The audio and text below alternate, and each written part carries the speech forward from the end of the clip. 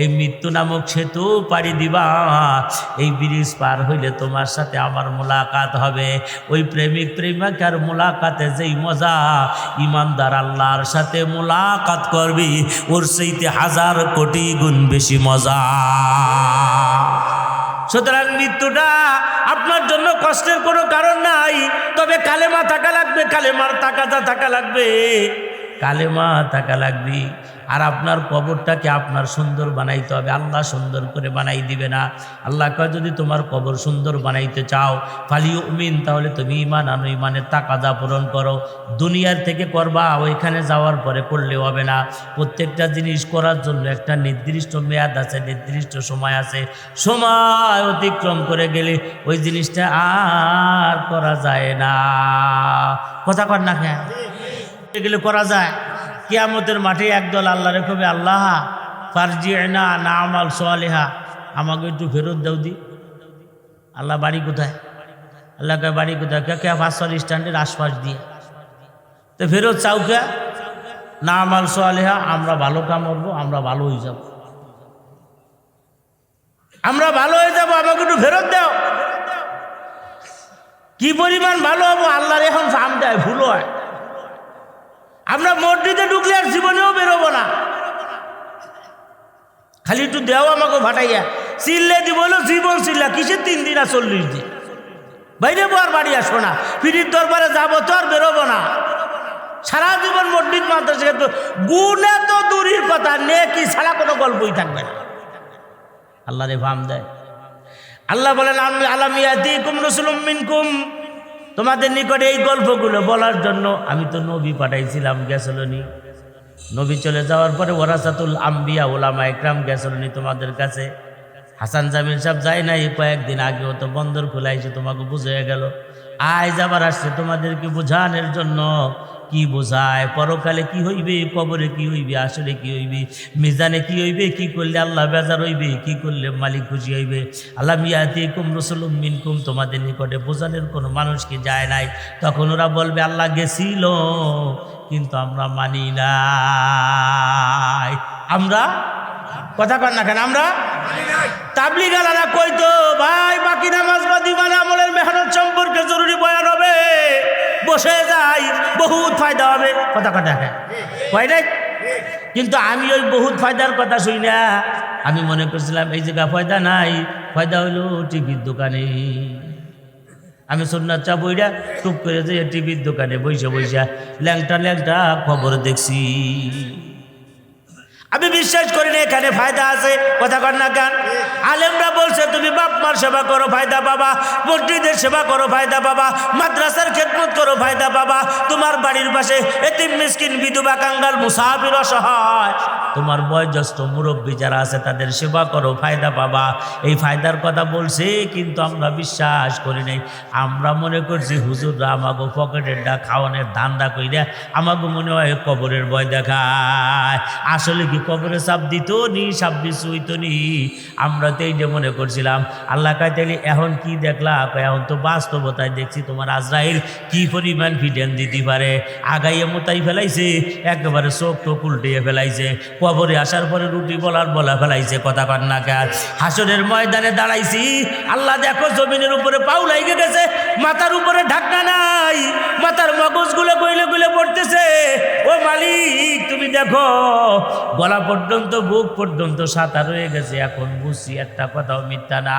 পারে জিয়ে না, দেও না একটু ফেরত, দেও না একটু ফেরত, দেও না একটু ফেরত।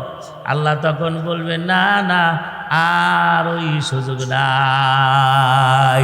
বোঝা গেল সুযোগ থাকতে কাম করতে হয়, সুযোগ চলে গেলে কাম করা যায় না। কথা কন না কেন?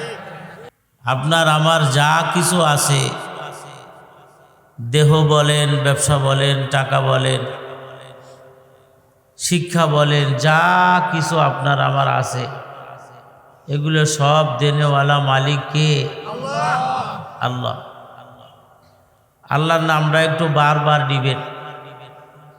আলেম উলামারা বারবার আল্লাহর নাম বলানোর ব্যাপারে বলেন সুবহানাল্লাহ, বলেন আলহামদুলিল্লাহ, এটা পছন্দ করেন না।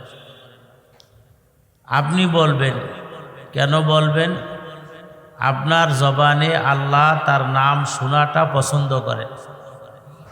আওয়াজে বলেন সুবহানাল্লাহ।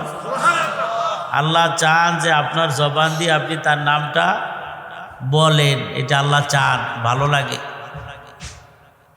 আপনাকে এই যে এই পাশের এক চেয়ারম্যান, বড় মাপের চেয়ারম্যান, দরবার দরবার সালিশে গেলে তার সামনে কেউ কথা বলার সাহস পায় না। তো সে আমারে কয়েকদিন আগে কইতেছে, হুজুর কি কব, আমার নাতি আমার কান ধরে ঘুরোয়, গেটির কাছে আইসা কান দুইটা ধরে এমনভাবে মুসরা দেয়, ব্যথাও পাই মাঝে মাঝে। আমি বলি যে আপনি এত বড় মাতবর আর আপনার নাতি আপনার কান মুসরা দেয়, অসুবিধা লাগে না? হুজুর ও কান মুসরা দিলে ভালো লাগে, কারণ নাতি অনেকগুলোই আছে, ছেলের ঘরের মেয়ের ঘরের নাতি নাতনি দিয়া, কিন্তু ওর মতো অত কি বলে আপনাদের ভাষায় নয়কলি, নয়কলি মানে খুব কলা বলা জানে, এটা আর একজনও নাই, খালি ডাকে নানা নানা কইয়া ডাকে। তা আমি বুঝলাম যে দুনিয়ায় নানা রে নানা কইয়া ঘন ঘন ডাক দিলে উনি খুব খুশি হয়। বান্দা যদি আল্লাহকে বারবার, আল্লাহর নাম ভুলবে কে বান্দা? আল্লাহ তো চায় না যে আমার নামটা কোনো মুহূর্তের জন্য ভুলে যাক। আল্লাযীনা ইয়াযকুরুনাল্লাহা কিয়ামান ওয়া কুউদান ওয়া আলা জুনুবিহিম, বান্দা তো আল্লাহর নাম ভুলবে এটা হতে পারে না। আল্লাহ তো বান্দার কাছে শুধুমাত্র সকালবেলা 100 বার সুবহানাল্লাহ আর সন্ধ্যাবেলা 100 বার আলহামদুলিল্লাহ এই বলেই আল্লাহর নামরে স্থগিত করে রাইখে দেবে, এটা তো আল্লাহ চান না। বরং আল্লাহ পাক রব্বুল আলামিনের চাহিদা হলো বান্দা যেন আমারে কোনো সময় না বলি, বান্দার জবানে আমার জিকির থাকবে, উঠতে বসতে হাঁটতে চলতে, বিছানার একাত কাত হবে, উপরের দিকে উঠবে তখনও বান্দা আমার নাম নিবে, নিচের দিকে নামবে তখনও বান্দা আমার নাম নিবে, ভালো খবর শুনবে তখনও বান্দা আমার নাম নিবে, খারাপ খবর শুনবে তখনও বান্দা আমার নাম নিবে, মসজিদের ভিতরে ঢুকবে তখনও বান্দা আমার নাম নিবে, বেরোবে তখনও আমার নাম নিবে, আরে টয়লেটের ভিতরে ঢুকবে, ঢোকার সময় আমার নাম নিবে, বেরোনের সময়ও আমার নাম নিবে।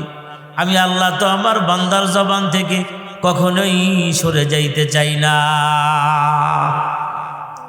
কিন্তু আমরা আল্লাহরে সরাই দিছি। আব্বার নামটা জবানে খুব চালু, মার নামটা জবানে খুব চালু, নেতার নামের কথা তো বলারই কায়দা নাই। এত করে মিছিল আর এত করে মিটিং, দমে দমে তার গল্প, এতটুকু যদি আল্লাহর নামটাও আমাদের জবান দিয়ে না বের হয়, পক্ষান্তরে যদি আমি আমার দিকে তাকাই দেখি আমার এই দেহের সব কিছু দেনেওয়ালা মালিকি। আলাম নাজআল লাহু আইনাইন ওয়া লিসানান ওয়া শাফাতাইন ওয়া হাদাইনাহুন নাজদাইন। আল্লাহ কয় বান্দা তোর চোখ দুইটা কে দিল তোরে? তোর মায় দিছে নি? তুই ভাবছিস নি তোর মায় তোর চোখ দুইটা দিছে? তোর মা তো তোর চোখ দুইটা দিতে পারে নাই, তোর মার এখানে কোনো অবদান নাই। ভালো করে দেওয়ার জন্য আমি আল্লাহর অবদান। আমি মালিক যদি চাইতাম তোর এক চোখ দিয়ে দুনিয়া পাঠাইতে পারতাম, একটার জায়গা গর্ত দিয়া বন্ধ করে রাখতে পারতাম। আমি যদি এক চোখ না দিতাম, দুনিয়ার কোনো ডাক্তার কবিরাজ আর বিজ্ঞানিক তোর ওই একটা চোখে সেটিং করার কোনো ক্ষমতা রাখতো না। কথা ঠিক কিনা জোরে বলেন?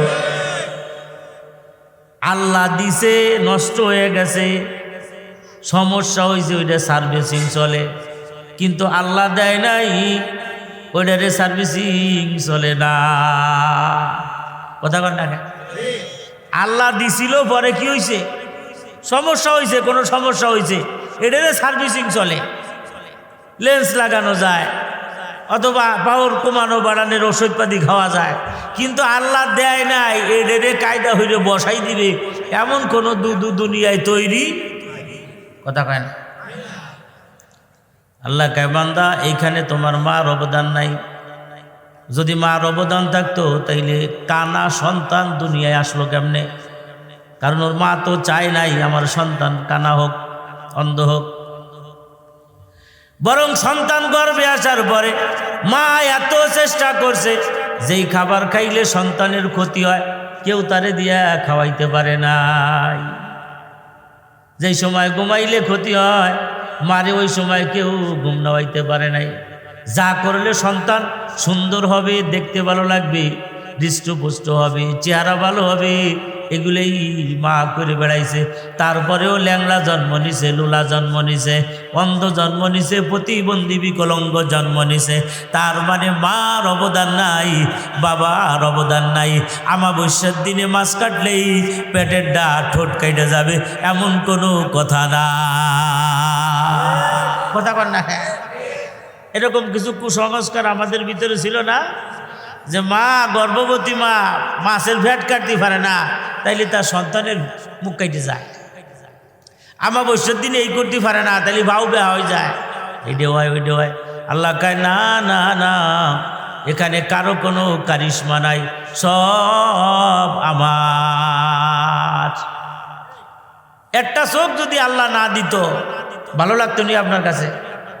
হ্যাঁ, মাতবাড়ি তো খুব করেন, এক চোখ যদি না থাকতো মাতবাড়িও করতে পারতেন না। মেম্বার চেয়ারম্যান তো দূরের কথা, আপনি শহীদের চাকরিও পাইতেন না কোনোদিন।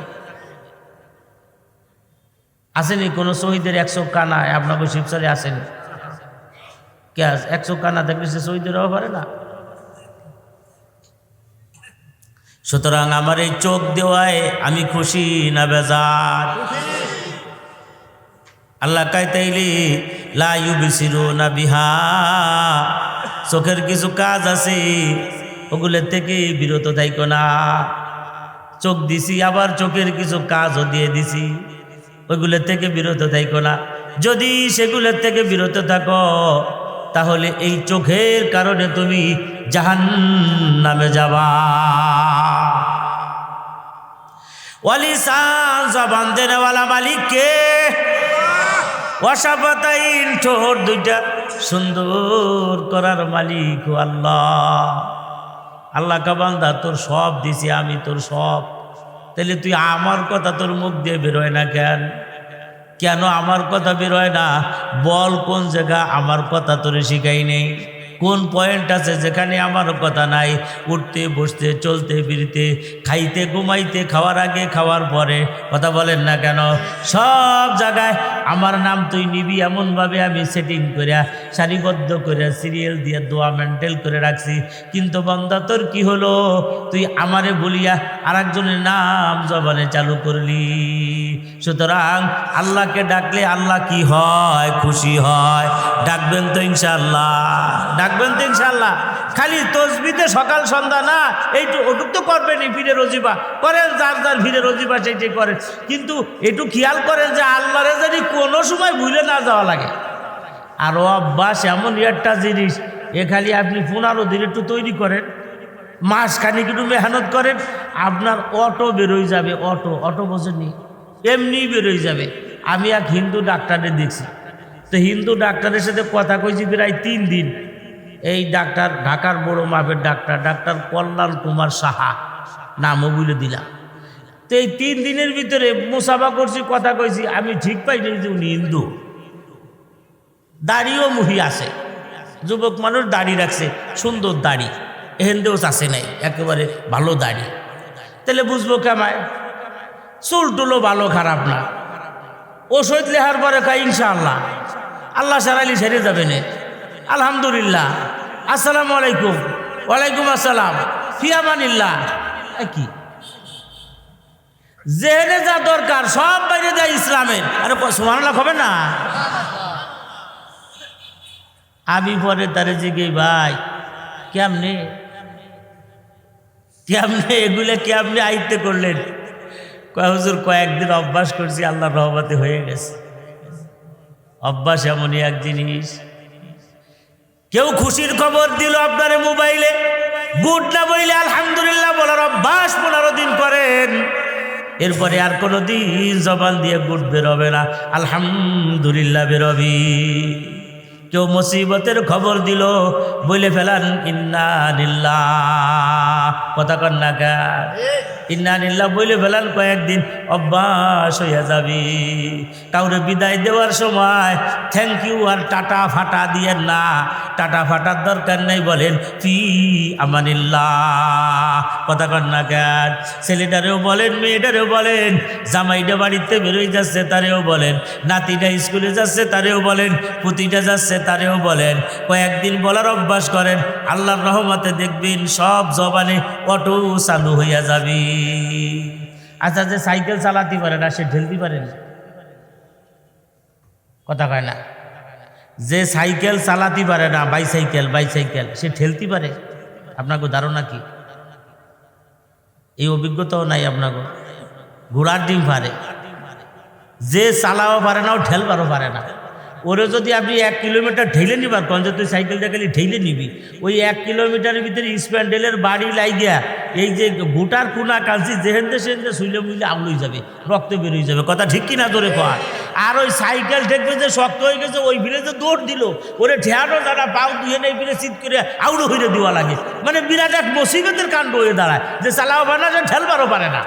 আর যেটা চালাবার পারে ও উপর দিয়ে নাগল পায় না, তল দিয়ে চালায়, কথা কর না খেয়ে। উপর দিয়ে নাগল পায় না, তল দিয়ে এই কোনা দিয়ে পাও বেহা হই না গুল্লি দিয়ে, তারপরে পাশে একদম সামনে একদম। আপনার কাছে অজর ফরজ মুখস্থ করা বড় কঠিন, শুনলেই আপনার কাছে খারাপ লাগে। নামাজের ভিতরে বাইরে 13 ফরজ, নামাজের ওয়াজিব 14টা, নামাজ ভাঙ্গার কারণ 19টা, 2 রাকাত নামাজে 60টি মাসালা। তিনি এত কিছু মুখস্থ করবো কেম্মা? কেন আপনার কাছে কষ্ট মনে হয়? আপনি পারেন না। চাই কয়েকদিন ট্রেনিং করেন, আল্লাহ পাকের মেহেরবানিতে দেখবেন এই নুরানি মাদ্রাসার ছাত্র দাঁড়াইয়া সব বলতে পারে আলহামদুলিল্লাহ। একটা ছাত্র আপনি ডাক দেন, একটা ছাত্র আমি গতকাল নাকি দেখলাম, সে গতকালই তো এই নিয়ে এইটারে যে মানে কিরা ফ্যান ফরাই দিছে তা আল্লাহ ভালো জানে। এই সাইজে এতটুকু 52 বিরো না, যে একেবারে বড় মাপে, মানে বয়স হলো 35 বছর, নাম দিছে হইলো কুটি মিয়া, এরকম না। চাওয়াল মিয়া 4-5টা, নাম দিছে কুটি মিয়া, ওইরকম না। আসলেও গেদা, কথা ভাষায় বোঝা যায় না। জানাজার নামাজ পড়ে শুনাইতেছি, জানাজার নামাজের সব দোয়াগুলো শুনাইতেছে, মা উচ্চা ধরতে পারে না। সেই ছেলেটা আবার দেখি জুমার নামাজের খুতবা, ঈদের নামাজের খুতবা মুখস্থ দিয়ে ফেলাইতেছে। দুদুরে আপনি সূরা ফাতিহাটাই এই পর্যন্ত সোজা বানাইতে পারলেন না, এখনো পড়তে গেলে দক্ষিণ বিলে উত্তর বিলে বেঁকা হইয়া যায়। আরে কথা কয় না? এখনো গাইরিল কভার গেলে গাইরোল মাইরে দেন, এখনো উল্টা পাল্টা। এখনো যদি লাশারি কালাহু বলতে বলি, আপনি লালসারি কালাহু কয়ে বসে থাকেন। এখনো আপনি আলহামদুলিল্লাহ লাইন মতো নিতে পারলেন না। 70-80 বছর বয়স হয়ে গেছে, অথচ নুরানি মাদ্রাসার এই 7-8 বছরের বাচ্চাটা আল্লাহর মেহেরবানিতে পুরা ইসলামের বিধানগুলো দাঁড়াইয়া দাঁড়াইয়া শত শত মানুষের সামনে মুখস্থ বলে দেয়। একটু ট্রেনিং করেন, একটু মেহনত করেন, কয়েকদিন পর অভ্যাস হইয়া যাবি। বোঝেননি আপনারা? একটু মেহনত করেন, ইসলামটার একটু চর্চা করেন। একজন মানুষ যদি গলায় দড়িতে মরে, বিষ খাইয়ে মরে, সুইসাইড যেটাকে আত্মহত্যা বলে, তখন নিয়ম হইল আপনি নিজে ওদের নামাইতে পারবেন না, কথা কন না কেন? আপনি হইলো থানায় কল করবেন, আমার ঘরের ভিতরে একটা ঝুলতিছে, থানার থেকে ওটা রেডি টেডি হইয়া তারপরে আসবে। এই ঝুলাটারে নামানোর আগে আবার কিছু কাম কাজ আছে, এগুলো তারা পরীক্ষা নিরীক্ষা করবে। কি কাপড় পরা আছে, কোন ড্রেস পরা আছে, শুইছিল কোথায়, ওনার খাটের নিচে কি আছে, তোষকের নিচে কি আছে, কথা কয় না। এগুলোর একটা অডিট করে তারপরে এদেরকে পোস্টমর্টম দিয়া অডিটের সাথে মিলাইয়া তারপরে একটা রিপোর্ট তৈরি করে দিবি। বন্ধুরে, দুনিয়ার এই মৃত্যুতে যদি আপনার নামে অডিট তৈরি হয়, আজরাইলও তো আপনার নামে আসার আগে আপনার নামে ফেরেশতারা অডিট করে ফেলায়। আপনার ইসলাম আছে কিনা, দাড়ির ভিতরে ইসলাম আছে কিনা, টুপির ভিতরে ইসলাম আছে কিনা, আপনার বিছানার ভিতরে মেসওয়াক আছে কিনা, দস্তরখান আছে কিনা, আপনার বিছানার উপরে ফাজাইল আমল, ফাজাইলে সাদাকাত আসেনি, বেশতে দিওর আসেনি, কোরআন শরীফটা আপনার টেবিলের উপরে আসেনি, নাকি গোলবালা সিগারেট দিয়ে আপনি ভরে তুইছেন আর বাটা ভরা ভাঙ দিয়ে ভরে তুইছেন, কোনটা তুইছেন এইটাই তো ফেরেশতারা এসে তালাশ করবে, কথা কর না কার। সিগারেটের বাক্স যদি ভাই দুদু আর কিন্তু উপায় নাই। বোঝেননি আপনারা, বোঝেন নাই কথাটা? তসবি লাগবে, তসবি। আরে মিয়া পড়েন আর না পড়েন, আপনার খাটের পাটে যেন তসবি থাকে, আপনার খাটে যেন ইসলামী মাইন্ডের বই থাকে, আপনার মোবাইলের ভিতরে যেন আওলি আল্লাহ বুজুর্গানে দিনের কথা থাকে। এই গান টানার ল্যাংটা ছবি যদি না থাকে, থাকলে কিন্তু যদি অডিটে পাইয়া যায়, আপনি কবরে যাওয়ার আগেই অডিট কিন্তু কবরে চলে যায়। আপনি কবরে যাওয়ার আগে অডিট কবরে চলে যায়, আপনার আগে যায়, আপনার আগে। ওই অডিট দেখে কবরের ভিতরে যারা আছে তারা রেডি থাকে, কি আসতেছে। দেখেন নাই বড় বড় হোটেলগুলোর ভিতরে আপনি যখন রুম নেবেন, আপনি রুমের ভিতরে যাওয়ার আগেই আপনার ওই রুমের ভিতরেই তারা চলে গেছে, কথা কন না কেন। কর্মচারী 4 জন চলে গেছে আপনার রুমের ভিতরে, টয়লেটটারে সুন্দর করে স্প্রে করে দিতেছে, বিছানাটারে পাল্টাইয়া দিতেছে, পরিষ্কার করতেছে, ঘ্রাণ দিয়ে দিতেছে, যত প্রকারের গিজারের লাইন, গরম পানি, ঠান্ডা পানি সব ব্যবস্থা করে দিতেছে। ও আল্লাহর বান্দা, আপনিও কবরে যাবেন, কবরে যাওয়ার আগে রিপোর্ট আপনার চলে যাবে। ওই রিপোর্ট দেখেই তো ফেরেশতারা আপনার সাথে ভালো ব্যবহার আর খারাপ ব্যবহারের জন্য আগে থেকেই দাও খুন্তা নিয়া, মুগুর টুকুর নিয়া, আর নাইলে জান্নাতের ফুল নিয়া, জান্নাতের বিছানা তশক নিয়ে আপনার জন্য রেডি থাকবি। বোঝেন কথা? আপনারটা আপনি পাঠাবেন, আপনার কবরকে আপনি সুন্দর করবেন, আপনার কবর আল্লাহ সুন্দর করে দিবে না। আল্লাহ এত দায় থাকে নাই, তবে আল্লাহ আপনারে অপশন দিছে। দুনিয়ার মানুষরে ফলাক্তু বিয়া দাইয়া তোরে আমি বানাইছি, কত বিলাসবহুল তুই আমি জানি। একটু গরম লাগলেই এসির ব্যবস্থা করছো, আইপিএসের ব্যবস্থা করছো, এরপরে শীত লাগলেই কত আরামায়েশের ব্যবস্থা করছো। ও দুনিয়ার মানুষ, আমি জানি একটা মশার কামড় তুমি সহ্য করতে পারো না। এই বিলাসী মানুষগুলো তোমার জন্য আর একটা থাকার জায়গার ব্যবস্থা আছে, ওটার নাম হলো কবর, যেটার আকাল্লে মেয়াদ হলো 40 আলফা সানা, 40,000 বছর। কেমনে থাকবা কবরে? ও বন্দা, ওই কবর তো আসলে থাকার মতো কোনো জায়গা না। ওই আটকা ঘরে, বদ্ধ ঘরে, 1.5 হাত ঘরের ভিতরে তো কোনো মানুষ থাকতে পারে না। সাথীহীন জায়গায়, বাতিহীন জায়গায় তো কেউ থাকতে পারে না। পোকামাকড়, সাপ বিচ্ছুল্লা ডাউয়ার ঘরে তো এই মানব দেহ বসবাস করতে পারে না। এই জন্য আমি আল্লাহ পাক রব্বুল আলামিন তোমার জন্য অপশন করে দিছি, সুযোগ করে দিয়েছি। ফালি ইনশা ফালি ইউমিন, যদি তোমার মন চায় তুমি কবরটাকে কবর রাখবা না, বরং কবরটাকে রওজাতুম মিন রিয়াজিল জান্নাহ। তুমি হলো কবরটারে, দুনিয়ায় যত বড় রাজপ্রসাদ তোমার ছিল, যত বিলাসবহুল বাড়ি তোমার ছিল, এই বাড়ির চাইতেও দামি বাড়ি হিসেবে তুমি তোমার কবরটা বানাইবা। এই জন্য ওটার নাম হলো রওজাতুম মিন রিয়াজিল জান্নাহ, জান্নাতের অংশ বিশেষ হবে তোমার বাড়িটা। এটা যদি তুমি চাও বান্দা, তাহলে ফালিউ মিন, তুমি ইমানদার হয়ে যাও, ইমান আনো, ইমানের তাকাজা পূরণ করো, কালেমা পড়ো, কালেমার তাকাজা পূরণ করো। কালিমা হাতের থেকে চাইলো না, কালিমা ধরছো তো কালিমারে কোনো সময় বিরতি দিও না। কতদিন রাখবা কালেমার সাথে?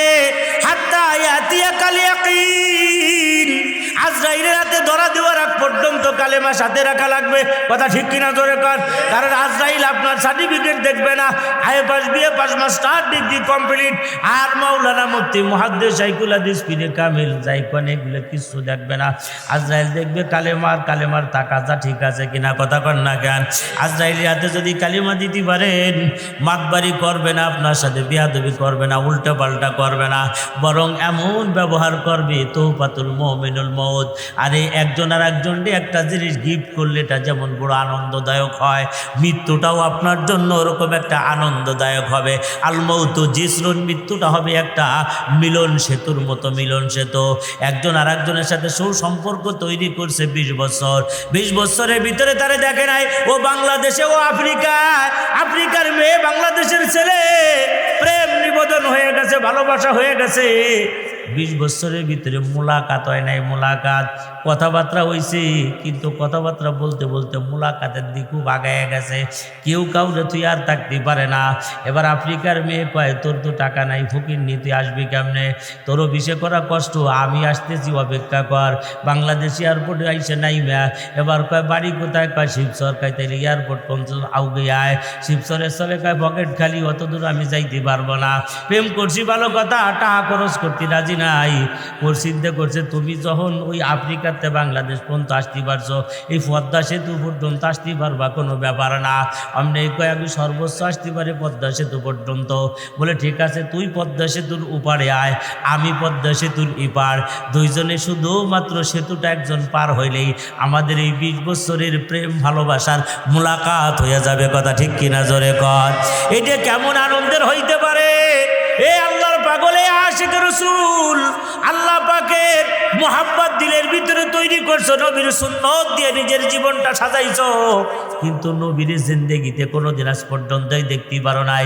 কত সরমনায় যেয়ে পড়ে থাকলা, বাহাদুরপুর যেয়ে পড়ে থাকলা, সিল্লের মাঠে যেয়ে কত পড়ে থাকলা, তাবলিগে যেয়ে পড়ে থাকলা, কত নগর কান্দা মজলিসে যেয়ে পড়ে থাকলা, কত মক্কা মদিনায় যাইয়া শুয়ে শুয়ে কানলা, আর কত সেজদায় পড়ে পড়ে তুমি রওজায়ে আতাহারে কানলা। আল্লাহরেও দেখো নাই, নবীরেও দেখো নাই, দেখো নাই তাতে দুঃখ নাই। সে যা পছন্দ করে এটাই তুমি করে যাইতেছ।